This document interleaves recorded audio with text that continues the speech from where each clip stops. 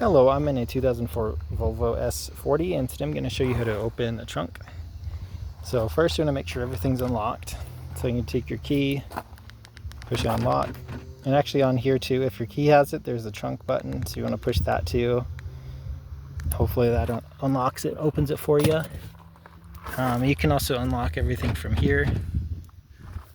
But otherwise, now that we've got it all unlocked, we'll go to the back. And it's like an electronically controlled here, so it's still closed.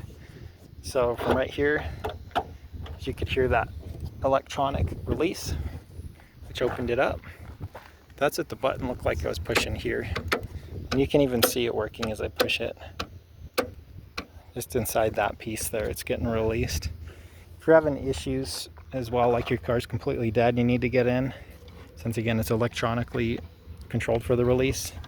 You're going to look for the safety release from the inside, which you can access through the slit, whether you have a really small person climb in here or like a hook tool to reach in and grab this. That'll open this for you. And then once you do get it open, check for any debris that might be stuck, maybe some WD-40 in there if it's just too tight. Same thing, check for any debris that may fall in here that needs cleaned out.